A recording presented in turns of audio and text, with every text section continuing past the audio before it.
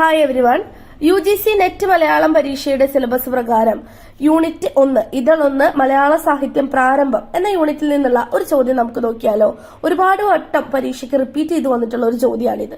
ചോദ്യം ഇതാണ്: തെക്കൻ പാട്ടുകളുടെ നടുനായകമെന്ന് മഹാകവി ഉള്ളൂർ വിശേഷിപ്പിച്ച പാട്ട് ഏത്?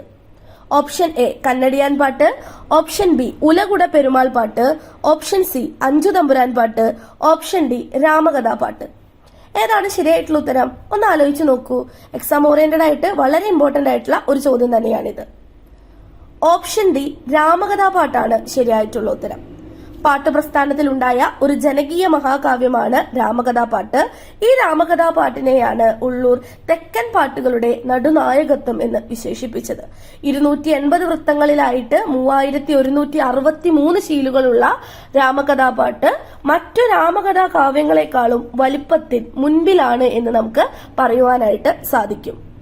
അതുപോലെ തന്നെ രാമകഥാപാട്ടിനെ ജനകീയ മഹാകാവ്യം എന്ന് വിളിച്ചതാരാണ്? ഡോക്ടർ പി കെ നാരായണപിള്ളയാണ്, അല്ലെ? പി കെ നാരായണപിള്ള തന്നെ ജനകീയ മഹാകാവ്യം എന്ന് വിളിച്ചു. ഏക മുത്തമിഴ് കാവ്യമെന്നും ഈ കൃതിയെ വിളിച്ചിട്ടുണ്ട്. ഡോക്ടർ പി കെ നാരായണപിള്ളയുടെ രാമകഥാപാട്ടിന് എഴുതിയ വ്യാഖ്യാനത്തിന്റെ പേരെന്താണ്? ഭാഷാപരിമളം എന്നാണ്, അല്ലെ?